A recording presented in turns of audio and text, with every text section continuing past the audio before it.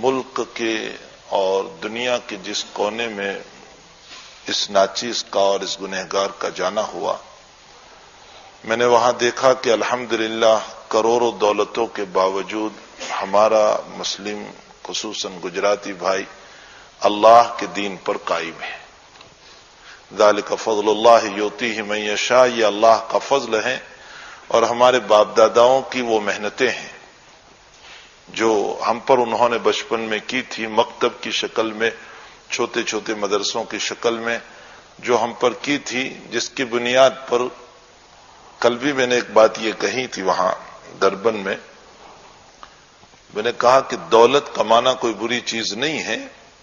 عشرہ مبشرہ یعنی وہ 10 صحابہ کرام جن کو نبی کریم صلی اللہ علیہ وسلم نے جنت کی بشارت سنائی، ان میں کچھ صحابہ کرام ہمیں وہ بھی نظر آ رہے ہیں کہ ان کے پاس وہ دولت تھی کہ جو آج پوری دنیا میں کسی کے پاس نہیں ہوگی۔ ملٹی ملینر تھے وہ صحابہ، ملٹی ملینر۔ اس میں حضرت عبد الرحمن ابن عوف رضی اللہ تعالیٰ، حضرت عثمان غنی رضی اللہ تعالیٰ، یہ وہ صحابہ کرام تھے کہ جن کے پاس دولت کا ڈھیر تھا۔ عبد الرحمن ابن عوف کے سلسلے میں تاریخ کے لکھنے والوں نے لکھا ہے کہ جیسے ہمارے گھروں میں، اب آپ تو یہاں فارمنگ کرتے نہیں ہیں، فارمر ہے نہیں، سب دکاندار ہی ہے، لیکن جو لوگ انڈیا میں رہتے ہیں یا جو فارمر جو کھیتی کا کام کرتے ہیں وہ اپنے گھروں میں اناج کا ڈھیر رکھتے ہیں۔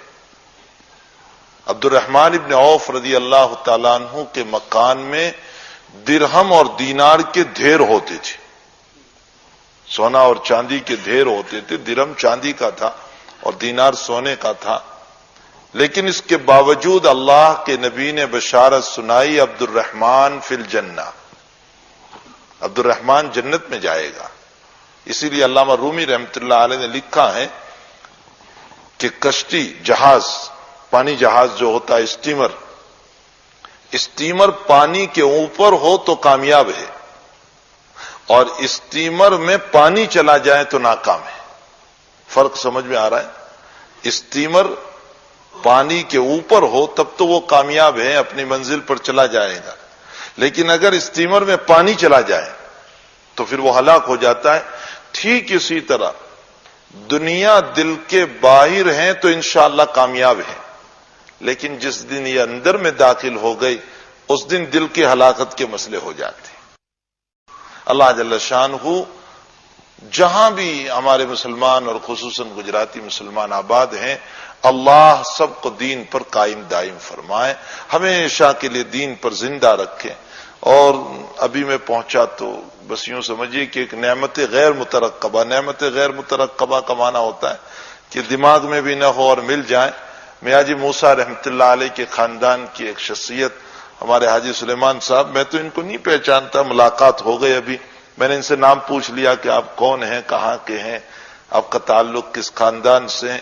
حضرت میاں جی موسیٰ رحمۃ اللہ تعالی علیہ سرزمین ہندوستان میں، گجرات میں، ترکیسر کی سرزمین پر وہ شخصیت گزری ہے کہ ہمارے مولائی و مرشدی حضرت شیخ یونس صاحب دامت برکاتہم العالیہ، شیخ الحدیث مظاہر العلوم سہارنپور، حضرت یہ فرمایا کرتے ہیں کہ میری نظر میں حاجی امداد اللہ صاحب مہاجر مکی رحمت اللہ علیہ سے بھی حضرت موسیٰ جی رحمت اللہ علیہ کا مقام اونچا تھا۔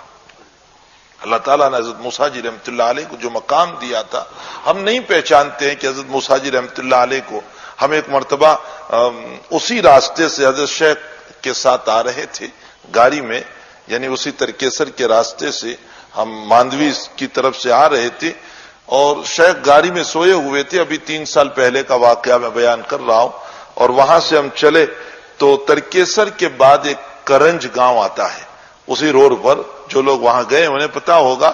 حضرت وہاں جب پہنچے اور آنکھ کھلی تو حضرت نے فرمایا ترکیسر گیا؟ تو ہم نے کہا کہ جی حضرت ترکیسر تو چلا گیا پیچھے۔ تو فرمایا گاڑی واپس موڑو۔ گاڑی واپس لی اور وہاں قبرستان میں حضرت موسیٰ جی رحمت اللہ علیہ کی مزار پر گئے اور حضرت نے فاتحہ خوانی کی، اور اس کے بعد فرمایا کہ میرے دل پر حضرت موسیٰ جی رحمت اللہ علیہ کے فیضان کا دھکا لگا۔ یعنی آپ کا فیضان گویا کہ میرے قلب کی طرف متوجہ ہوا. اور یہ تو بھائی وہ اہل اللہ ہی جانتے ہیں کہ اللہ والوں کا مقام کیا ہوا کرتا ہے اور اللہ والوں کی شان کیا ہوا کرتی ہے. اور خود میرے حضرت کی شان یہ ہے، حضرت شیخ کو شاید جس نے دیکھا ہوگا، مولانا یونس صاحب کو جو مزار علوم سہارنپور کے شیخ الحدیث ہیں، اور حضرت شیخ رحمت اللہ علیہ یعنی حضرت مولانا محمد زکریا صاحب نور اللہ مرقدہ نے اپنے ہاتھوں سے ہاتھ پکڑ کر حضرت کو بخاری شریف کے لیے بٹھایا تھا کہ میری جگہ بخاری شریف پڑھاؤ. اتنا بڑا مقام. اور پھر اس سے بڑھ کر آپ تعجب کرو گے، حضرت نے نکاح نہیں فرمایا اور فرماتے ہیں کہ میں نے حدیث کی کتابوں سے نکاح کر لیا. حضرت کا نکاح نہیں ہوا ہے، آج 75 سال کی عمر ہو گئی. اور اس سے بڑھ کر آپ تعجب کرو گے، بلوغ کے بعد سے لے کر آج تک سوائے اپنی ماں اور اپنی پھوپھی کے کسی اجنبی عورت کا منہ نہیں دیکھا. یہ تقوی، طہارت، پاکیزگی یہی وجہ ہے کہ 40 مرتبہ نبی کریم صلی اللہ علیہ وسلم کو خواب میں دیکھا. اور بخاری کے کئی مسائل براہ راست حضرت نبی کریم صلی اللہ علیہ وسلم کے ذریعے سے حضرت نے بخاری شریف کے مسائل کو حل فرمایا خواب کے اندر. براہ راست فیضان حضرت نبی کریم صلی اللہ تعالی علیہ وسلم کا. اب وہ وقت اس وقت نہیں ہے، ورنہ میں ان میں سے کچھ باتیں آپ کو حدیث شریف کی سناتا کہ فلاں مسئلے میں یہ اشکال تھا. حضرت نبی کریم صلی اللہ علیہ وسلم خواب میں تشریف لائے. مثلا روایت میں بخاری شریف کی ایک روایت ہے کہ اللہ کے نبی علیہ السلام حدیبیہ میں پہنچے تو پانی نہیں تھا. صحابہ کرام نے ایک پیالے میں پانی دیا، آپ نے اندر میں ہاتھ رکھا، پانی نکلنے لگا. یہ معجزہ تھا رسول اللہ صلی اللہ علیہ وسلم کا. اب یہاں محدثین کا یہ اختلاف ہو رہا ہے کہ پانی جو اندر میں تھا وہی پانی بڑھ رہا ہے یا پھر انگلیوں سے پانی نکل رہا ہے. دونوں ہی شکلیں ہو سکتی ہے. ایک تو یہ کہ جو پانی اندر میں تھا وہی ابھر رہا ہے، اور ایک یہ بھی شکل ہو سکتی ہے کہ انگلیوں سے پانی نکل رہا ہے.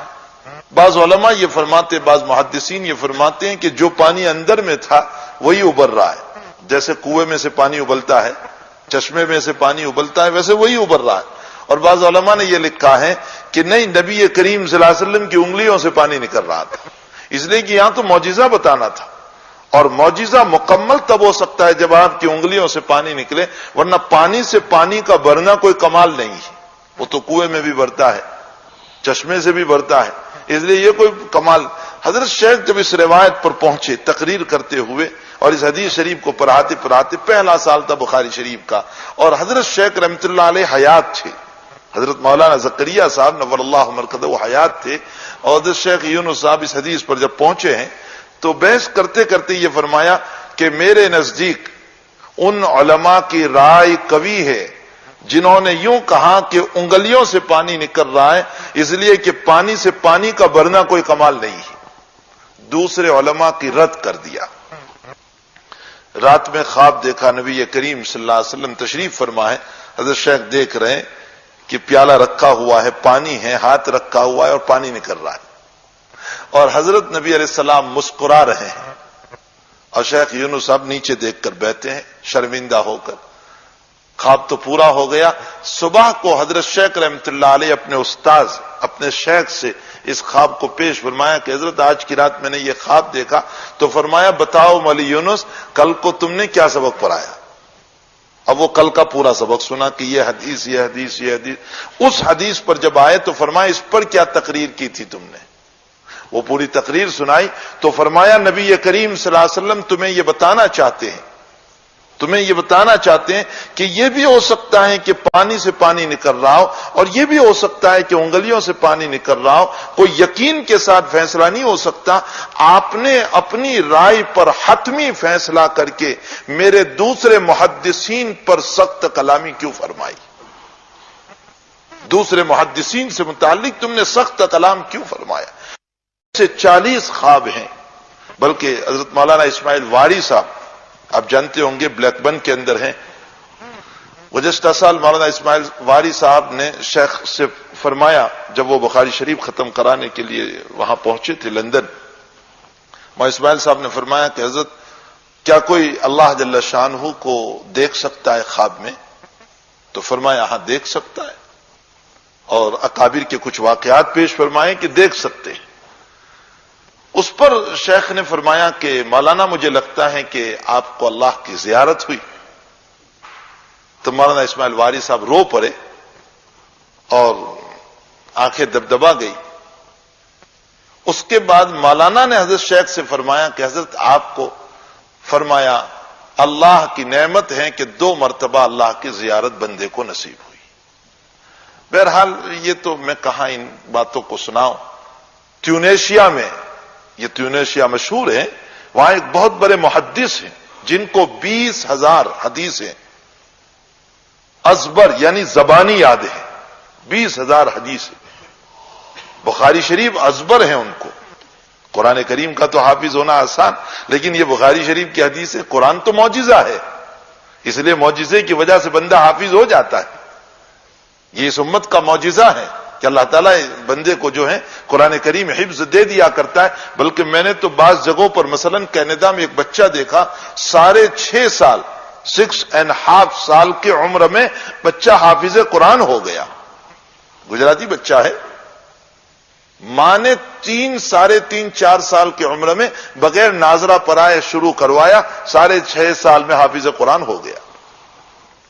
بلکہ میں تو اپنی زبان میں یوں کہتا ہوں کہ اللہ ان بچوں کو قرآن دیتا ہے جن بچوں پر ماں باپ بھی اعتماد نہیں کرتے. یہ 6.5 سال 7 سال کا بچہ کیا ہوتا ہے؟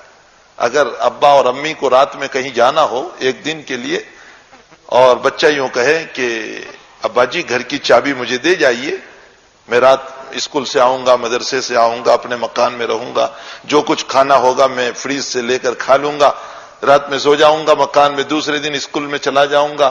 تو ابا اور امی کہتے ہیں بیٹے تم چھوٹے ہو، چابی گم کر دو گے، کوئی چور آ جائے گا، کوئی ڈکیتا آ جائے گا، نہ معلوم کیا سے کیا ہو جائے گا، ہم تمہیں چابی نہیں دیتے. تم آج چچا کے وہاں چلے جانا، آج تایا کے وہاں چلے جانا، آج ماموں کے وہاں چلے جانا، آج پڑوسی کے وہاں چلے جانا. ہم بول دیتے ہیں. جن بچوں پر ماں باپ اعتماد نہیں کرتے، اللہ اعتماد کر کے اپنا قرآن ان کے سینوں میں اتار رہا ہے اور اشارہ کر رہا ہے اس بات کی طرف کہ دیکھو میں اپنے قرآن کی حفاظت میں کسی عمر کا محتاج نہیں ہوں. میں اپنے قرآن کی حفاظت میں کسی عمر کا محتاج نہیں ہوں. بخاری شریف میں میرے بھائیوں ایک روایت بڑی عجیب آتی ہے. ایک غزوے کا موقع تھا اور ایک صاحب جو تھے مسلمانوں کی طرف سے ڈیفینسی بہت زبردست مقابلہ کر رہے تھے. صحابہ کرام نے ان سے متعلق فرمایا کہ یا رسول اللہ صلی اللہ علیہ وسلم یہ بہت بہادری سے لڑ رہے ہیں، لا شاذہ ولا فاذہ، کوئی اکیلا ملتا ہے اس کو بھی نہیں چھوڑتے یہ تو، اور جماعت ملتی ہے اس کو بھی پچھاڑ دیتے ہیں، یہ تو بس جنتی ہی جنتی ہے، یعنی سیدھا جنت میں چلا جائے گا. اللہ کے حبیب نے فرمایا ہوا فی النار، وہ جہنم میں جائے گا. کیا فرما رہے ہیں؟ جہنم میں جائے گا. عجیب. ایک صحابی فرماتے ہیں کہ جب میں نے نبی کی زبان سے یہ جملہ سنا کہ وہ جہنم میں جائے گا تو میں اس کے پیچھے ہو لیا، اس کے پیچھے چلنے لگا کہ اس کا وہ کون سا عمل ہے جس کی وجہ سے نبی نے اس کو جہنمی کہا، جبکہ یہ تو اپنی جان کو ہتھیلی پر لے کر نکلا ہوا ہے. فرمایا اذا وقف وقفت واذا مشى مشيت، جب وہ چلتا تو میں بھی چلتا، جب وہ ٹھہرتا تو میں بھی ٹھہر جاتا. ایک جگہ پر اس کو دشمن کی طرف سے تیر آیا، اس کو لگا، وہ برداشت نہیں کر سکا، اپنی تلوار کو یوں سیدھی رکھی اور اس پر گرا کر سوسائڈ کر لیا، خودکشی کر لی، مر گیا. وہ صحابی دوڑتے ہوئے حضور کی خدمت میں آئے، فرمایا اشہد انک رسول اللہ، میں گواہی دیتا ہوں کہ آپ اللہ کے سچے رسول ہیں. فرمایا کیا ہوا؟ فرمایا جس سے متعلق آپ نے کہا تھا کہ وہ جہنمی ہے، یقیناً اخیر میں وہ عمل کیا جس کی وجہ سے وہ جہنم میں چلا گیا. اللہ کے حبیب نے فرمایا ایذنو، اعلان کرو. کیا اعلان کروایا؟ ہماری کمر توڑ دیتا ہے نبی کا وہ جملہ جب ہم پڑھتے ہیں، ہماری کمر توڑ دیتا ہے. اللہ کے نبی نے اعلان کروایا، اعلان کرو اپنی عبادتوں پر، اپنے نیک کاموں پر غرور اور تکبر نہ کیا کرو، اللہ فاسقوں سے بھی کام لیتا ہے. ہمیں اپنی عبادت پر یہ غرور نہیں ہونا چاہیے کہ میں کچھ کر رہا ہوں. ہمیں اپنے علم پر تکبر نہیں ہونا چاہیے کہ میں کچھ دین کی خدمت کر رہا ہوں. قل لا تمنوا علی اسلامکم بل اللہ یمن علیکم ان ہداکم للایمان ان کنتم صادقین.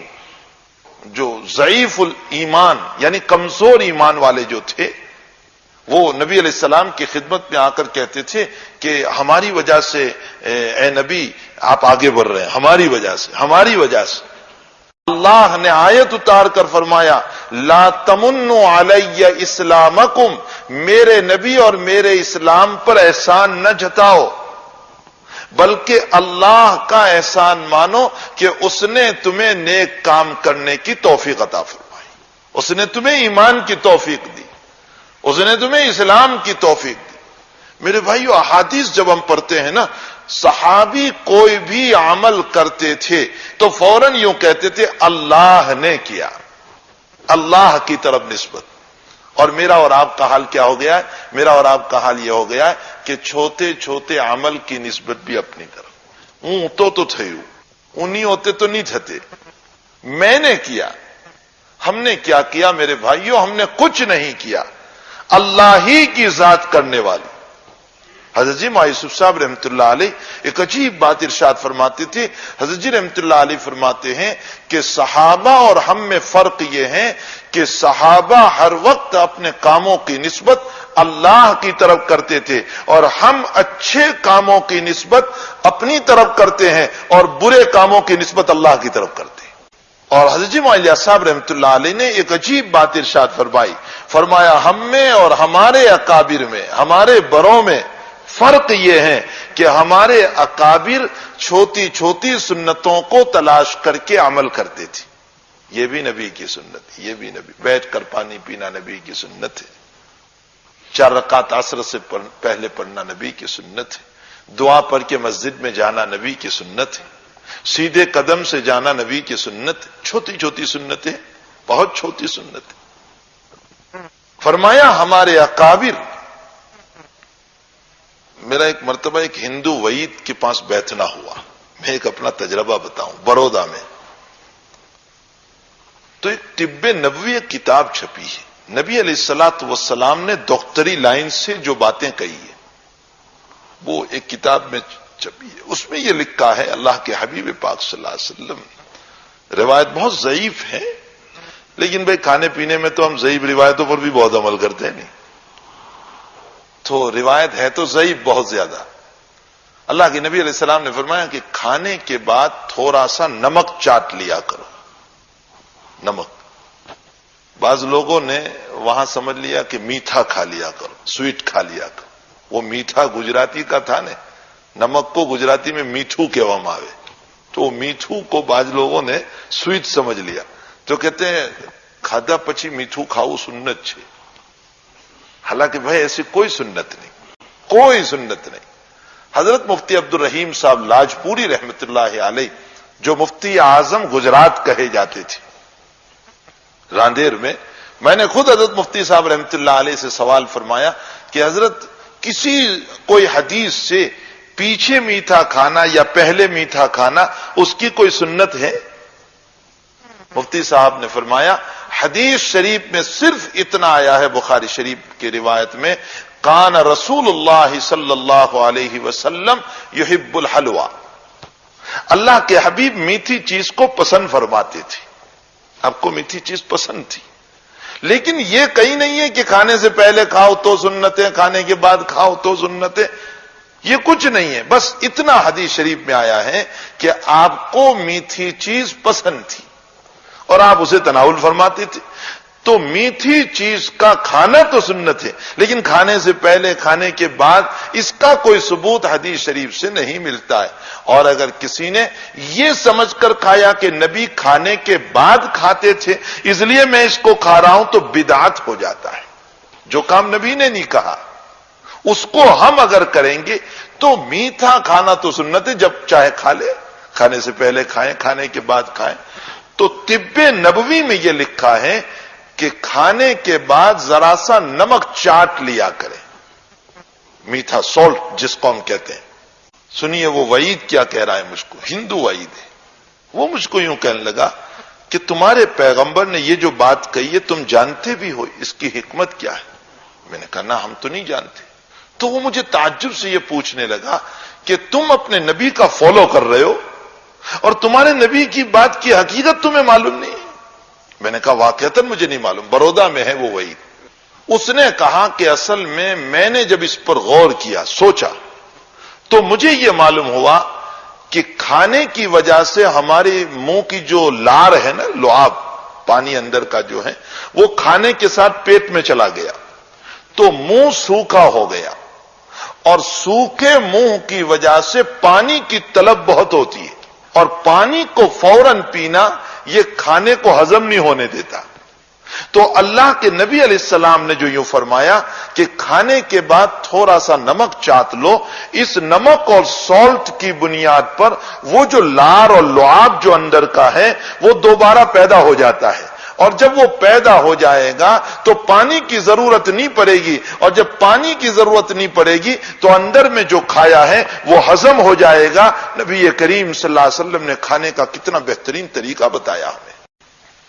ایک ایک بات نبی علیہ السلام کی اگر ہم غور سے دیکھیں، خدا پاک کی قسم ہماری زندگی کو بنانے کے لیے آقا صلی اللہ علیہ وسلم نے ایسی زندگی ہمیں عطا فرمائی ہے. لیکن افسوس یہ ہے کہ ہمارے پاس ہمارے نبی کی زندگی رہی نہیں.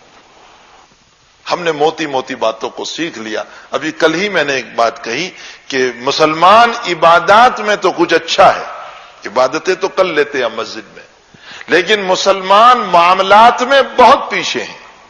معاملات لوگوں کے ساتھ، اولاد کے ساتھ، بیوی کے ساتھ، رشتہ داروں کے ساتھ، پڑوسیوں کے ساتھ، معاملات میں ہم بہت پیچھے ہیں. حالانکہ ہمارے فقہ احناف کی سب سے معتبر، سب سے بڑی کتاب جو ہے نا وہ ہدایہ ہے. ہدایہ حنفیہ کی سب سے بڑی کتاب ہے، 4 والیوم میں ہے.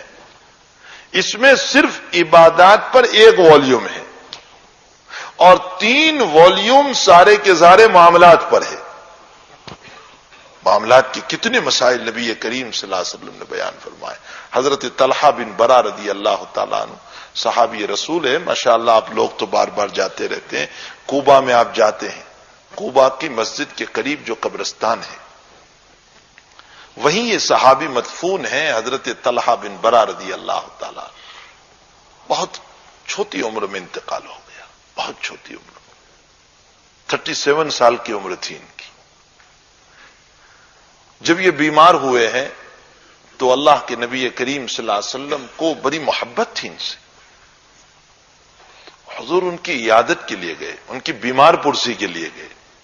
دیکھو بیمار پرسی کے بھی آداب ہیں، نبی نے اس میں بھی آداب بتائے. کیسے آداب بتائے؟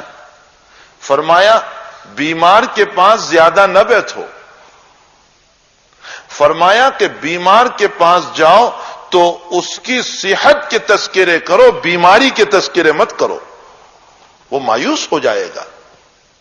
اس کے سامنے یہ تذکرے نہ کرو کہ فلاں صاحب کو یہ بیماری تھی وہ مر گیا، تمہاری صحت بہت کمزور معلوم ہو رہی ہے، تمہارا چہرہ دن بدن کیسا ہو، ایسی باتیں نہ کرو.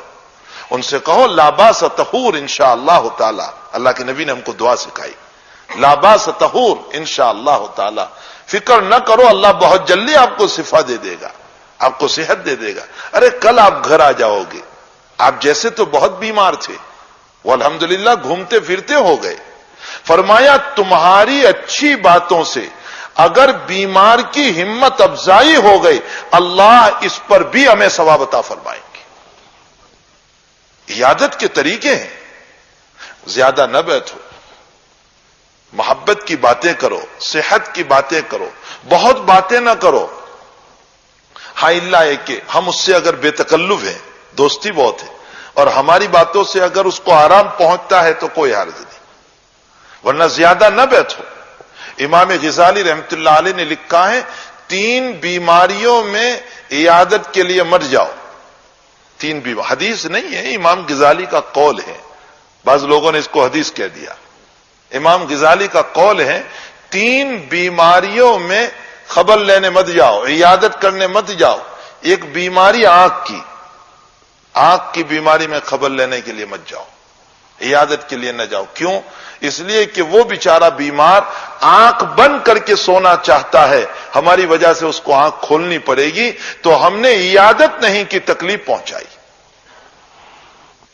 فرمایا خارش، کھجلی جس کو ہم بولتے ہیں بدن میں کھجاوا آتا ہے، اس بیماری میں عیادت کے لیے مت جاؤ، اس لیے کہ وہ بیچارہ کھجلی اور خارش کی بنیاد پر بغیر کپڑوں کے سونا چاہتا ہے، ہماری وجہ سے اسے کپڑے پہننے پڑیں گے، تکلیف ہوئی اس کو.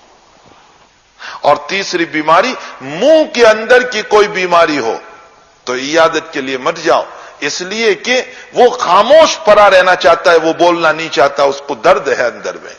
اور اب اگر عیادت کے لیے ہم جائیں گے تو ہماری وجہ سے اسے بولنا پڑے گا، ہم نے تکلیف پہنچائی اس کو.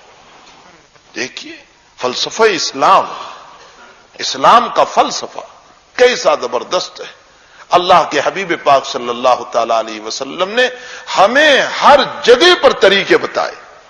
تمہاری زندگی کیسی گزرے گی، تم کیسے پیارے بنو گے. حضرت جی یوسف صاحب رحمۃ اللہ علیہ نے ایک عجیب بات ارشاد فرمائی، بخاری شریف کی روایت میں ہے، وہ تو واقعہ آپ نے فضائل اعمال میں بھی پڑھا ہے.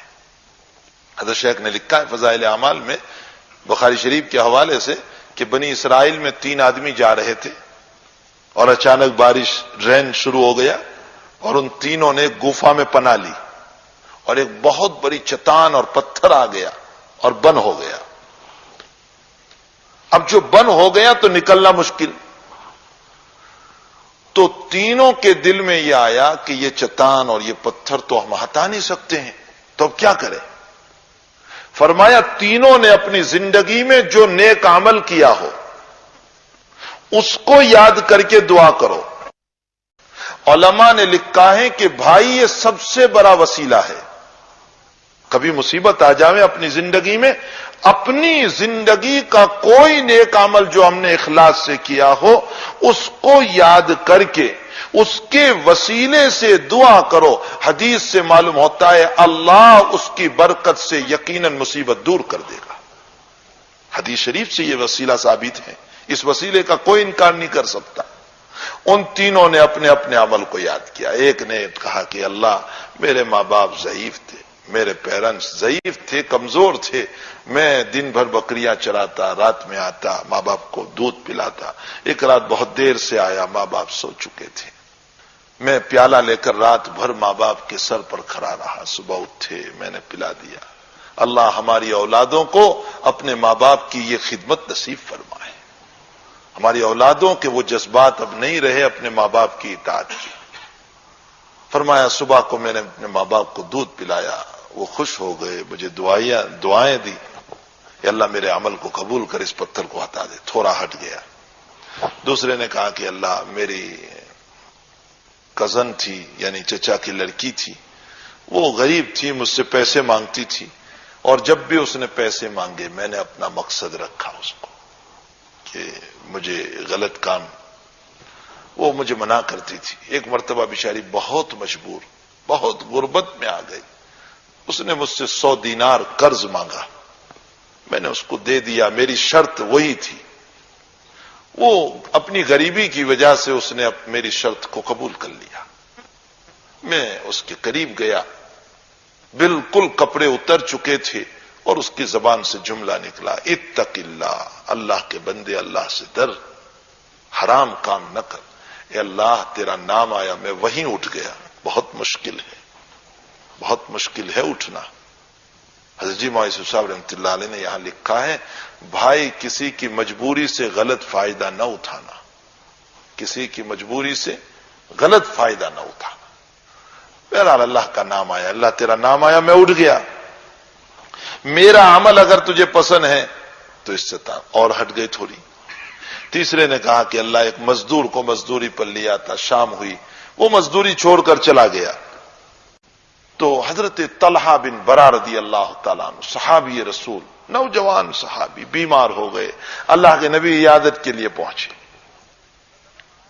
ان کی حالت دیکھ کر حضرت بھاپ گئے کہ میرا طلحہ جیے گا نہیں، بیماری بہت سخت کی تھی. فرمایا جیے گا نہیں. ان کے رشتہ داروں سے یہ کہا کہ اگر طلحہ کی موت ہو جائے تو مجھے اطلاع کرنا، جنازے کی نماز میں پڑھاؤں گا. اور اس زمانے میں مدینہ اتنا پھیلا ہوا نہیں تھا جو آج ہم دیکھ رہے ہیں نا، وہ تو کوبا اور کوبا سے آگے بھی آج تو پہنچ گیا ہے۔ اس وقت مدینہ کتنا تھا، یہ جو ابھی مسجد نبوی ہے نا، اس کے اطراف میں تھوڑا تھا، اور یہ مدینہ شریف اور کوبا کے بیچ میں قریباً 9 کلومیٹر کا فاصلہ، لمبا فاصلہ ہے، اور بیچ میں یہودی کے محلے آتے تھے، بنو قریظہ، بنو نذیر، یہ یہودیوں کے محلے تھے۔ تو آپ نے فرمایا کہ اگر طلحہ کی موت ہو جائے تو مجھے اطلاع کرنا، میں آؤں گا، اس کی جنازے کی نماز پڑھاؤں گا۔ ادھر طلحہ رضی اللہ تعالیٰ عنہ کو پتا چل گیا کہ میرے نبی یہ کہہ کر گئے، فرمایا دیکھو میری موت اگر دن میں ہو، دے میں، تب تو تم نبی کو اطلاع کرنا، اور اگر رات میں ہو جائے میری موت تو نبی کو اطلاع نہ کرنا، تم ہی لوگ نماز پڑھ کے مجھے دفن کر دینا۔ لوگوں نے پوچھا کیا بات ہے، اللہ کے نبی خود کہہ رہے آنے کو؟ بھئی آج تو سارے لوگ چاہتے ہیں کہ بزرگ آ کر ابا کی نماز پڑھائیں، امی کی نماز پڑھائیں، وہاں اللہ کے نبی خود چاہ رہے ہیں کہ میں آؤں، اور تم منع کر رہے ہو کہ رات میں اگر موت ہو تو نبی علیہ السلام کو اطلاع نہ دینا۔ جذبات تو دیکھیے صحابی کے، اللہ ہمیں بھی وہ جذبات نصیب فرمائے۔ کیا جذبات تھے! طلحہ رضی اللہ تعالیٰ عنہ فرماتے ہیں دن میں تو کوئی حرج نہیں، اگر رات میں میری موت ہوئی اور میرے نبی کو تم نے اطلاع دی تو محبت میں وہ ضرور آئیں گے، بیچ میں یہودیوں کے محلے ہیں، کوئی میرے نبی کو اگر تکلیف پہنچا دے تو میں نے پوری زندگی نبی کو نہیں ستایا، میرے مرنے کے بعد میں اپنے نبی کو کیوں تکلیف پہنچا کر جاؤں۔ جذبات تو دیکھیے، اللہ یہ جذبات ہمیں بھی نصیب فرمائے۔ آج ہم نے جو سنتیں چھوڑی ہے اس پر مجھے یہ واقعہ یاد آیا ہے۔ حضرت جی معالیہ صاحب رحمۃ اللہ علیہ فرمایا کرتے تھے کہ ہمارے اکابر کا حال یہ ہے کہ وہ چھوٹی چھوٹی سنتوں کو بھی تلاش کر کے عمل کیا کرتے تھے، نبی کی سنت، نبی کی سنت، نبی کی سنت۔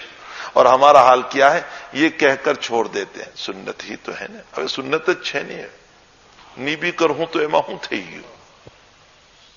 آج ہے کہ نہیں ہمارا مزاج، سنت ہی تو ہے نہیں، ارے کھڑے ہو کر پانی پینا سنت ہی تو ہے، بیٹھ کر پانی پینا سنت ہی تو ہے، نی بھی بیٹھے تو کیا ہوا، عصر سے پہلے 4 رکعت سنت غیر موقدہ ہی تو ہے نا، نی پڑی تو کیا ہوا، مسجد میں داخل ہوتے وقت دعا نی پڑی تو کیا ہوا، سیدھے پاؤں سے داخل نہیں ہوئے تو کیا ہوا۔ یہ ہے ہم میں اور ان میں فرق۔ عاشقوں کا حال یہ ہوتا ہے، عاشقوں کا حال کہ وہ اپنے محبوب کی ہر ادا کو اپنانا چاہتا ہے، اور ہم ایسے جھوٹے عاشق بنے ہوئے ہیں کہ ہمیں نبی کے طریقوں سے محبت نہیں۔ یہ تو واجب اور فرض بھی اس لیے ادا کر رہے ہیں کہ اللہ نے دھمکیاں دی ہے اس پر ہمیں کہ اگر اس کو ادا نہیں کرو گے تو جہنم ہے اور آگ ہے اور فلاں ہیں اور فلاں ہیں، اس لیے ادا کر رہے ہیں۔ اگر اس پر بھی کوئی دھمکیاں نہ ہوتی تو ہم اس کو بھی ویسے ہی چھوڑ دیتے جیسے سنت چھوڑ دیتے۔ ہم میں اور ہمارے اکابر میں یہ فرق ہے۔ اتفاق ایسا ہوا کہ طلحہ بن برا رضی اللہ تعالیٰ عنہ کا انتقال رات ہی میں ہوا، صحابی رسول ہیں، رات ہی میں ہوا۔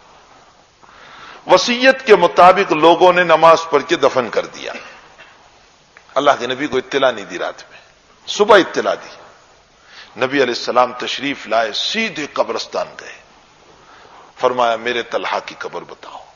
طلحہ کی قبر پر گئے، جو دعا فرمائی ہے خدا پاک کی قسم ایسی دعا کسی صحابی کے لیے نہیں ملتی۔ فرمایا اللہم علق طلحۃ وانت تضحک الی وہو یضحک الی، اے اللہ تو میرے طلحہ سے اس طرح ملنا کہ وہ تجھے دیکھ کر ہنس رہا ہو اور تو اسے دیکھ کر ہنس رہا ہو۔ تو میرے طلحہ سے اس طرح ملنا کہ وہ تجھے دیکھ کر، یعنی وہ تجھ سے خوش ہو اور تو اس سے خوش ہو۔ راوی حدیث نبی علیہ السلام سے پوچھ رہے ہیں اللہ کے رسول آپ نے بہت بڑی دعا دے دی طلحہ کو۔ فرمایا ان طلحۃ یحبنی ویحب اللہ، میرا طلحہ مجھ سے محبت کرتا تھا، میرے اللہ سے محبت کرتا تھا۔ معلوم ہوتا ہے میرے بھائیوں، نبی علیہ الصلاۃ والسلام کی ذات گرامی ہمارے لیے وہ سیمپل، وہ آئیڈیل اور وہ نمونہ ہے کہ جن کے نقش قدم پر چلنے سے اللہ ہمیں بہت کچھ نوازے گا، بہت کچھ نوازے گا۔ کوشش کریں سنتوں پر آنے کی، محنت کریں میرے نوجوانوں، خصوصاً آپ لوگ بڑے برے ہیں تو الحمدللہ دین پر قائم دائم ہیں۔ ہمارے نوجوان اور نیا جنریشن جو ہے ان کو دین پر بچانا ان حالات میں بہت مشکل ہے، جہاں مسجد سے نکلتے ہیں تو فتنے باہر کھڑے ہیں، مکان سے نکلتے ہیں تو فتنے باہر کھڑے ہیں، ہر جگہ پر فتنوں کا دور دورہ ہوا ہے۔ ایسے موقع پر بچانا بہت مشکل ہے۔ کوشش کریں ایک ایک سنت ہماری زندگی میں آئے، مسجد والی سنتیں زندہ ہو جائیں، استنجا والی سنتیں زندہ ہو جائیں، ہر جگہ کی سنتیں ہماری زندگی میں زندہ ہو جائیں۔ ان ھذا القرآن، حضرت شیخ رحمۃ اللہ علیہ کو تو آپ لوگوں نے دیکھا ہوگا، جو ہمارے بڑے برے ہیں نا، حضرت معاذ زکریا صاحب رحمۃ اللہ علیہ کو دیکھا ہوگا۔ حضرت شیخ رحمۃ اللہ علیہ جب بخاری شریف شروع فرماتے تھے تو اپنے بچوں سے پوچھتے تھے، بتاؤ بیٹو بخاری شریف کیوں پڑھتے ہو، کیوں پڑھ رہے ہو؟ فرمایا اسی لیے پڑھتے ہو نا کہ اللہ ہمیں ثواب عطا کرے، اللہ ہمیں جنت عطا کرے، اللہ ہمیں دونوں جہان کی کامیابی عطا کرے۔ فرمایا سنو پیارو، حضرت فرماتے تھے سنو پیار، یہ حضرت کا جملہ ہوتا تھا، سنو پیارو، اللہ کوئی ثواب نہ دے، کوئی جنت نہ دے، تب بھی ہم یوں کہیں گے کہ اللہ ہم اس لیے پڑھ رہے ہیں کہ ہمارے محبوب کی ادائیں ہیں اور ہمیں محبوب کی ادائیں محبوب ہیں، محبوب کی ادائیں ہمیں محبوب ہیں، اس لیے ہم پڑھ رہے ہیں۔ حضرت قاری طیب صاحب رحمۃ اللہ علیہ کی زبانی میں نے واقعہ سنا، ایک میرے ان کانوں نے سنا، آج سے 28-29 سال پہلے کی میں بات کر رہا ہوں۔ دیوبند میں بیٹھا ہوا تھا، عصر کے بعد کی مجلس تھی، قاری طیب صاحب رحمۃ اللہ علیہ سنت پر بات کر رہے تھے۔ قاری صاحب رحمۃ اللہ علیہ کو تو آپ نے دیکھا ہوگا، 55 سال دارالعلوم دیوبند کے محتمیم رہے، اور ایسے محتمیم، ایسے اور ایسا سمندر پیا ہوا صبر کا، ایسا سمندر پیا ہوا صبر کا، سمندر کا صبر کا دامن ہاتھ سے جانے نہیں دیا۔ حضرت تھانوی رحمت جب نئے نئے محتمیم بنے، یہ سب سے پہلے محتمیم تھے جو جوانی میں محتمیم بنے، سب سے پہلے محتمیم۔ تو دل میں بات پیدا ہو گئی کہ وہ تو تیز چھوٹ کے جوانی ماں دارالعلوم نو محتمیم، دارالعلوم دیوبند نو، تو اپنے شیخ کو لکھا، ان کے شیخ کون؟ حضرت اقدس تھانوی رحمت اللہ علیہ، ان کو لکھا کہ حضرت میرے اندر میں یہ باتیں آ رہی ہیں۔ حضرت نے فرمایا تھانہ بھون آ جاؤ، اصلاح ہوگی۔ اب ہمیں اب اس وقت جو ہے نا ایسے ہی شیخ کی ضرورت ہے۔ اس وقت کے ہمارے شیخ تو ایسے ہیں کہ مولوی مارے بھی نہیں، پڑھاوے بھی نہیں۔ اس وقت شیوخ کا یہ حال ہے، ہمیں تو حضرت تھانوی جیسے شیخ کی ضرورت ہے جو ہمارے سر پر دندے رسید کرے۔ اسی لیے حضرت تھانوی رحمۃ اللہ علیہ نے اپنے ملفوظ میں ایک جگہ عجیب بات کہی۔ حضرت نے فرمایا لوگ کہتے ہیں کہ اشرف علی قصاب ہیں، قصاب جانتے ہو نا، جانور کاٹنے والا۔ فرمایا لوگ کہتے ہیں اشرف علی قصاب ہیں، تو بھائی لوگ بیل بن کے آتے ہیں تو مجھے قصاب بننا پڑتا ہے۔ فرمایا سیدھے سیدھے آؤ، میں بھی سیدھا سیدھا رہوں گا۔ لیکن حضرت کا وہ مزاج اصلاح کا، تربیت کا، تھانہ بھون کے قبرستان کے باب میں حضرت کے کان پر ایک بات آئی کہ جس نے یہ زمین وقف کی ہے، تقویٰ دیکھی حضرت تھانوی کا، جس نے تھانہ بھون کی یہ زمین قبرستان کے لیے وقف کی ہے، اس نے اپنے بہن کی میراث نہیں دی اور زمین قبرستان کے لیے وقف کی۔ حضرت نے فرمایا مجھے اس قبرستان میں دفن نہ کرنا جس نے اپنے بہن کی میراث ادا نہیں کی، اور اپنی زمین علیحدہ خریدی۔ جو لوگ وہاں گئے ہوں گے، یہ حضرت کی اپنی زمین ہے، اور خود خرید کر وقف کی قبرستان کے لیے، اور اپنی تدفین بھی اسی میں کروائی، یعنی میرے مرنے کے بعد اسی میں۔ حضرت تھانوی رحمۃ اللہ علیہ تو بہت بڑے آدمی، اللہ تعالیٰ نے ایک مجدد بنا کر کے پیدا فرمائے تھے، یعنی جتنے رسمی اور غلط مسائل تھے حضرت نے اس کو ایسے دور فرمایا۔ تو حضرت تھانوی رحمۃ اللہ علیہ نے فرمایا حضرت قاری صاحب سے ہمارے پاس آ جاؤ، بلا لیے 40 دن کے لیے۔ کام کیا سپرد کیا؟ فرمایا صبح میری خانقاہ چلتی ہے تو جتنے لوگ خانقاہ میں آتے ہیں نا، تمہیں وہاں بیٹھنا نہیں ہے مجلس میں. خلیفہ وقت ہیں حضرت قاری طیب صاحب رحمۃ اللہ علیہ، خلافت دے دی ہے حضرت تھانوی رحمۃ اللہ علیہ نے. لیکن دیکھیے تربیت کیسی ہو رہی. فرمایا لوگ جب صبح خانقاہ میں آتے ہیں تو سب کی جوتیاں سیدھی کرو وہاں بیٹھ کر، سب کی جوتیاں. اور فرمایا علماء کی نہیں، عوام کی جوتیاں سیدھی کرو. 40 دن تک جوتیاں سیدھی کرائی. دارالعلوم دیوبند کا محتمیم ہے، 40 دن تک. لیکن قاری صاحب فرماتے ہیں اگر میں جوتیاں سیدھی نہ کرتا تو شاید شیطان تکبر پیدا کرا کر کہیں ایمان سے مجھے محروم نہ کر دیتا. فرمایا وہ جوتیاں کیا سیدھی کی، میرا ایمان بن گیا. وہ ہیں قاری صاحب رحمۃ اللہ علیہ. قاری طیب صاحب نے فرمایا کہ میرے دادا جان حضرت نانوتوی رحمۃ اللہ علیہ، قاسم العلوم والخیرات حضرت نانوتوی جنہوں نے دارالعلوم کی بنیاد ڈالی، فرمایا حضرت نانوتوی رحمۃ اللہ علیہ کے زمانے میں ایک بزرگ مولانا یحییٰ صاحب رحمۃ اللہ علیہ نے خواب دیکھا. اور خواب یہ دیکھا کہ اللہ کے نبی کریم صلی اللہ علیہ وسلم ابو بکر و عمر عثمان و علی رضی اللہ عنہم چاروں ساتھیوں کے ساتھ دیوبند کے کسی مکان میں تشریف لائے. خواب میں دیکھا. وہ مولانا یحییٰ صاحب یہ بھی دیکھ رہے ہیں کہ مولانا قاسم صاحب سے ملاقات ہو رہی ہے خواب میں. تو مولانا قاسم صاحب سے کہا کہ چلو اللہ کے نبی دیوبند میں تشریف لائے، ملاقات کے لیے چلو. دونوں خواب میں چلنے لگے. مولانا یحییٰ صاحب جو خواب دیکھ رہے ہیں وہ تو دوڑ رہے ہیں. اللہ والوں سے ملنے کے لیے جب دوڑتے ہیں وہاں تو نبی کریم صلی اللہ علیہ وسلم تھے، دوڑ رہے ہیں. اور مولانا قاسم صاحب دھیرے دھیرے چل رہے ہیں. مولانا یحییٰ صاحب نے فرمایا مولوی قاسم محبت نہیں ہے نبی سے، دوڑتے کیوں نہیں ہو؟ حضرت نانوتوی نے فرمایا میں ایسے ہی چلوں گا. مولانا یحییٰ صاحب دوڑتے ہوئے پہنچ گئے وہاں جس مکان میں اللہ کے نبی ٹھہرے ہوئے تھے. مصافحہ ہوا، معانقہ ہوا.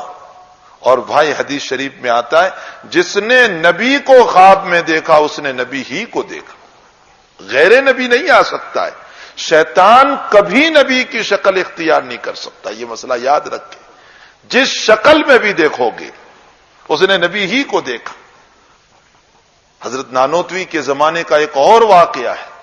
غازی آباد ایک اسٹیشن پڑتا ہے، وہ تو یہاں رہتے ہیں. غازی آباد ایک اسٹیشن پڑتا ہے دہلی کے بعد. اس اسٹیشن پر وہ بزرگ خواب میں دیکھ رہے ہیں کہ بہت سارے علماء کھڑے ہیں. خواب میں پوچھا کیوں کھڑے ہو بھائی تم؟ تو کہا نبی علیہ السلام ابھی ٹرین سے آ رہے ہیں. اب وہ ٹرین آئی، اللہ کے نبی اترے تو دیکھا کہ شرٹ پینٹ پہنا ہوا ہے اور ٹائی باندھی ہوئی، نبی علیہ السلام کی شکل. یہ خواب ہو گیا. اب تھے تو نبی ہی، اس لیے کہ اللہ کے نبی یہ کہہ کر گئے جس نے مجھ کو دیکھا اس نے مجھے کو دیکھا. شیطان تو نہیں ہو سکتا. لیکن یہ کیا شکل آپ کی؟ حضرت نانوتوی رحمت اللہ علیہ سے تعبیر پوچھی تو حضرت نے فرمایا اللہ کے نبی نے اس لباس کو پہن کر بتایا ہے کہ میرے دین پر عیسائیت کا طریقہ غالب آ چکا ہے. دنیا میں میرے دین پر عیسائیت کا طریقہ غالب آ چکا ہے. اس بات کی طرف اشارہ کیا اللہ کے نبی نے اس لباس کو پہن کر. تو وہ بزرگ تو دور ملاقات مصافحہ ہوا، اپنے پڑوس میں نبی کریم صلی اللہ علیہ وسلم نے بٹھا لیے. تھوڑی دیر کے بعد حضرت نانوتوی رحمۃ اللہ علیہ پہنچے. مصافحہ معانقہ ہوا، اللہ کے نبی نے اپنی گود میں بٹھا لیا. وہ بزرگ کھڑے ہو کر پوچھ رہے ہیں کہ حضرت جتنی محبت اور جذبات میں آیا، مولوی قاسم تو اتنی محبت میں نہیں آیا، میں تو دوڑتا ہوا آیا، یہ تو دھیرے دھیرے آیا. آپ نے مجھے پڑوس میں بٹھایا اور اس کو اپنی گود میں بٹھا لیا. اللہ کے نبی کا جواب سنیے. آقا فرماتے ہیں میرا قاسم میرے قدم کے نشانوں کو تلاش کرتا ہوا آیا ہے کہ جہاں میرے نبی کے قدم پڑے ہیں میرے قدم پر جائیں، مجھے برکت مل جائے. قاری طیب صاحب نے اس واقعے کو بیان کر کے رو پڑے اور فرمایا جب قاسم نے نبی کے قدم پر قدم رکھا، نبی کی گود نصیب ہوئی، اے محمد صلی اللہ علیہ وسلم کی امت، اگر تم نبی کی زندگی پر اپنی زندگی ڈال دو گے تو یقیناً نبی کی سفارش نصیب ہو جائے گی۔ ہمیں چاہیے کہ ہم نبی کریم صلی اللہ علیہ وسلم کی مبارک زندگی کو اپنائیں۔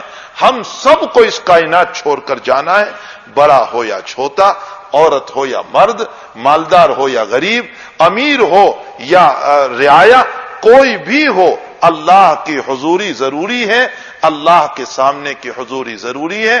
حکیم ترمذی رحمت اللہ علیہ نے ایک عجیب بات ہے تو علمی بات نیچے اتر کے بتاؤں، حکیم ترمذی محدث وقت ہیں، وہ لکھ رہے ہیں، فرمایا یہ جو قبر کے سوالات ہوتے ہیں یہ اسی امت کو ہوئے ہیں، اگلی امتوں کو نہیں ہوئے۔ یہ جو قبر میں 3 سوال ہوتے ہیں نا، من ربک کا، ما دینک کا، من نبیک کا، فرمایا یہ اسی امت کو ہوتے ہیں، اگلی امتوں کو نہیں۔ کیوں؟ حکیم ترمذی فرماتے ہیں اگلی امتوں کا حال تو یہ تھا کہ نافرمانی کی تو اللہ کا عذاب اتر گیا، وہیں ان کو ختم کر دیا۔ آپ قرآن کریم پڑھ لیجئے، کسی کو چیخ مار کر ختم کر دیا، کسی کو زمین اٹھا کر ختم کر دیا، کسی کو ہوا چلا کر ختم کر دیا، کسی کو آگ برسا کر ختم کر دیا، ہر امت کو نافرمانی پر ختم کر دیا۔ لیکن یہ لادلے نبی کی امت ہے، اس لیے اللہ ویسے تو اس کو ختم نہیں کرے گا، لیکن قبر میں پہنچنے کے بعد سوال کرے گا۔ فرمایا حکیم ترمذی نے کہ اللہ نے اس میں بھی ہماری لاج رکھ لی کہ لوگوں کے سامنے سوال کر کے دنیا میں ذلیل نہیں کر رہا ہے۔ اگر وہ دنیا میں ہم پر عذاب اتار دیتا یا دنیا میں حالات اتار دیتا تو مسئلہ ہو جاتا ہمارے۔ لیکن میرے بھائیوں، میں جگہ جگہ کہا کرتا ہوں، اس مالک کا احسان ہے کہ صبح کی نماز پڑھے بغیر بھی یہ بندہ نکلتا ہے، اللہ پھر بھی اس کو روزی دے دیتا ہے۔ کتنی بغاوتیں، زنا والی ہماری زندگیاں گناہ والی گزرتی ہے، بے نمازیوں والی، لیکن کبھی اس نے کھانا بند نہیں کیا، کبھی اس نے پانی بند نہیں کیا، کبھی اس نے ذلیل نہیں کیا، کبھی اس نے رسوا نہیں کیا، کبھی میرے نام کا بورڈ نہیں لگایا کہ اس نے گناہ کیے۔ یہ اللہ کا احسان ہے۔ اس احسان کی احسان مندی یہ ہے کہ ہم خدا سے توبہ کریں، سچے دل سے توبہ کریں۔ بندہ جس وقت گناہ کرتا ہے، حدیث شریف میں آتا ہے، آفتاب کہتا ہے، سن کہتا ہے اے اللہ مجھے حکم دے میں اس کو جلا دوں، زمین کہتی ہے میں پھٹ جاؤں، چاند کہتا ہے میں اس پر گر جاؤں، پانی اور سمندر کہتا ہے کہ اللہ میں اس کو بہا دوں۔ اللہ سب کو یہ جواب دیتا ہے یہ تمہاری مخلوق ہے یا میری مخلوق ہے؟ جس نے گناہ کیے ہیں یہ کس کی مخلوق؟ سارے کہتے ہیں اللہ تیری مخلوق۔ تو اللہ کہتا ہے اس کو میرے حوالے چھوڑو، میرے حوالے۔ بیہقی شریف کی روایت ہے، بندہ جب جوانی ہوتی ہے نا، فرمایا بچپن سے میں نے تجھے بنا کیا۔ بہت طویل روایت ہے، میں اس کا ایک ٹکڑا پیش کروں تاکہ ہمارے دل ہل جائیں اور ہم کچھ کرنے والے بنے۔ اللہ کہتا ہے میں نے ماں کی پیٹ سے مسلسل تجھے بنایا اور علم دیا، جب تو جوان ہوا ثم اشتد عضدک، حدیث شریف کے الفاظ ہیں، ثم اشتد عضدک، تیرے بازو مضبوط ہو گئے، جوان ہو گیا، علم بہت آ گیا، کمائی کا علم، دکان چلانے کا علم، نہ معلوم کتنے علوم تو نے حاصل کر لیے، تیرے بازو مضبوط ہو گئے، تو کیا کرنے لگا؟ اگلا لفظ اللہ کہہ رہا ہے نبی کی زبان سے، نازعتنی یا ابن آدم، نازعتنی یا ابن آدم، اس کا ترجمہ کرتے ہوئے بھی زبان ہلتی۔ اللہ کہہ رہا ہے نبی کی زبان پر، جب تو جوان ہوا، طاقتور ہوا، کمانے کے سلیقے آئے تو اے میرے بندے تو مجھ سے اپنا بازو لڑانے لگا، مجھ سے مقابلہ کرنے لگا، مجھ سے لڑنے لگا۔ اللہ کہتا ہے کہ میں چاہتا اسی وقت تجھے پکڑ لیتا، لیکن میں نے تجھے نہیں پکڑا، چلنے دیا، چلنے دیا، چلنے دیا۔ اب کیا ہوا؟ عمر ہو گئی، بڑھاپا آ گیا، لوگوں نے ساتھ چھوڑ دیا۔ بڑھاپے میں ساتھ چھوٹ جاتا ہے، نلکیاں پڑ گئی، کسی کام کا نہیں رہا۔ فرمایا ایک لمبی تسبیح لے کر کے اب دربار میں آ کر اللہ سے کہتا ہے اے اللہ تو مجھے معاف فرما دے۔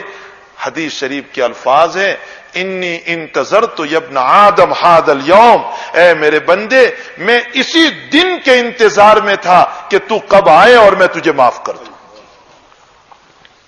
میرے بھائیوں وہ اللہ ہمارے ماں باپ سے زیادہ شفیق ہے. باپ کا عالم تو یہ ہوتا ہے کہ کبھی ناراض ہو جائیں برسوں خوشامد کرو راضی نہیں ہوتے. ماں ناراض ہو جائے جلدی راضی نہیں ہوتی. بھائی ناراض ہو جاتا ہے کہتا ہے میرے جنازے کو ہاتھ نہ لگانا. اور اللہ کا عالم کیا ہے؟ 2 قطرے آنسو میں راضی ہو جاتا ہے. کیسا اللہ ہے وہ. اس مالک کو، اس رحیم کو مناؤ. اس کے سامنے خلوتوں میں تنہائیوں میں بیٹھ کر گر گراؤ اور 2 قطرے آنسو کے بہا لو. اپنی زندگی پاک صاف کر کے چلے جاؤ. دنیا بھی ہماری آباد ہو گئی. اللہ انشاءاللہ مرنے کے بعد کی زندگی بھی آسان کر دے گا. اللہ ہم سب کو عمل کی توفیق عطا فرمائے. اللہم صلی علی سیدنا حبیبنا شفیعنا اللہم وفقنا لما تحب وترضى من القول والعمل وجنبنا الفواحش والمعاصی والخطايا والزلل. اللہم آثرنا واکثرنا واصلح لنا شأننا كله. اللہ ہم سب کے گناہوں کو معاف فرما دے. اے مالک آپ سے زیادہ رحیم کوئی نہیں، کریم کوئی نہیں. اللہ ہم آپ کے دین کو توڑ چکے ہیں. ہم نے اس کے ٹکڑے ٹکڑے کر دیے ہیں. جیسے بچہ کھلونے کو توڑ دیتا ہے ہم نے بھی تیرے دین کو توڑ دیا ہے. اللہ دنیا کی ساری ذلتیوں کی اصل وجہ ہماری نالائکیاں ہیں. الہ العالمین ہمیں معاف فرما دے. اللہ ہمیں معاف فرما دے. اللہ ہمیں معاف فرما دے. ہماری آنکھوں کی حیا ختم ہو گئی. ہم بے حیا بن چکے ہیں. اللہ ہمیں حیا نصیب فرما. اللہ ہمیں غیرت نصیب فرما. اللہ ہمیں ذکر کی لذت نصیب فرما. اللہ ہمیں نمازوں کا سرور عطا فرما. اللہ ہمیں تلاوت قرآن کی مزہ نصیب فرما. تیری یادوں میں اللہ مزہ عطا فرما. اللہ دنیا کی تذکرے اور غیبتوں سے ہمارے دل بہت مانوس ہوتے ہیں، تیری یادوں سے مانوس نہیں ہوتے ہیں. اللہ تیری یادوں سے ہمارے دلوں کو بھر دے. ہمارے قلوب کو منور فرما دے. ہمارے دل و دماغ میں نور پیدا فرما. ہمارے ہاتھ پاؤں میں نور پیدا فرما. اے اللہ دنیا میں مظلومیت کی انتہا ہو چکی ہے. مسلمانوں سے زیادہ اس سرزمین پر اے اللہ بدحال کوئی نہیں ہے. اے اللہ اگر تو جسم کے ساتھ اس دنیا میں آ جاتا تو ہم تو تیرے پاؤں پر جاتے، تیری گود میں اپنا سر رکھ دیتے. اللہ تجھے بہت منانے کی کوششیں کرتے، لیکن اے اللہ تو وراء الورا ہے، تو دکھائی نہیں دیتا ہے. اے اللہ ہم نے نمازوں کے بعد تجھے تلاش کیا، تو نہیں ملا. ہم نے راتوں میں اٹھ کر تجھے دیکھنا چاہا، تو نظر نہیں آ رہا ہے. اے اللہ تو نظر نہیں آتا لیکن تو ہم کو دیکھ ہی رہا ہے. ہمارے حال پر رحم فرما دے، کرم فرما دے. اے اللہ بے عزتوں کو عزت عطا فرما. مقروضوں کے قرض کی ادائیگی کی صورتیں پیدا فرما. سب کے کاروبار کی حفاظت فرما. اے اللہ سب کے کاروبار کی حفاظت فرما. اے اللہ سب کے کاروبار کی حفاظت فرما. اے اللہ چوری اور ڈکیتی سے حفاظت فرما. اچانک کی موت سے حفاظت فرما. ناگہانی موت اور ایکسیڈنٹ سے حفاظت فرما. اے اللہ پریشان کرنے والی بیماریوں سے حفاظت فرما. کینسر سے حفاظت فرما. ایڈز سے حفاظت فرما. ایریا رگڑنے والی بیماریوں سے حفاظت فرما. اللہ جب تک جلائیں آبرو عزت و ایمان کے ساتھ جلانا، اور جب اٹھائیں تو خاتمہ بالخیر نصیب فرمانا. اللہ بیماروں کو شفاء دائمہ نصیب فرما. مرحومین کی مغفرت فرما. اللہ اس ملک کے مسلمانوں نے تیرے دین کی آب پاری اور اللہ پانی پلانے کے لیے اپنے جان اور مال کو لگایا ہے. اللہ اسے بے حد قبول فرما لے. اللہ اسے بے حد قبول فرما لے. اللہ اس کے صدقے میں اس ملک کی بھی حفاظت فرما لے. اس ملک کے مسلمانوں کی بھی حفاظت فرما لے. اللہ اس ملک کی عورت اور مرد کی بھی حفاظت فرما لے. اللہ اس پورے ملک میں دین کی ہوائیں چلا دے. ہر ایک کو مسلمان بنا دے. اللہ تیرے نبی کا پیارا بنا دے. اللہ تیرے خزانے میں کوئی کمی نہیں ہوگی اگر تو نے ایمان کی ہواؤں کو چلا دیا. اللہ ہماری ضروریات کو دست غیب سے پورا فرما. ہماری حاجتوں کو دست غیب سے پورا فرما. الہ العالمین اولاد کو اپنے والدین کی اطاعت کی توفیق عطا فرما. ہم سب کے گناہوں کو معاف فرما. سنتوں سے محبت نصیب فرما. عمل کی توفیق عطا فرما. سچے کاموں کی توفیق نصیب فرما. غلط کاموں سے حفاظت فرما. رزق حلال کے دروازے کھول دے. رزق حرام سے حفاظت فرما لے. رزق حرام سے حفاظت فرما لے. رزق حرام سے حفاظت فرما لے. وصلی اللہ علی نبینا محمد وآلہ وصحبہ اجمعین برحمتک یا ارحم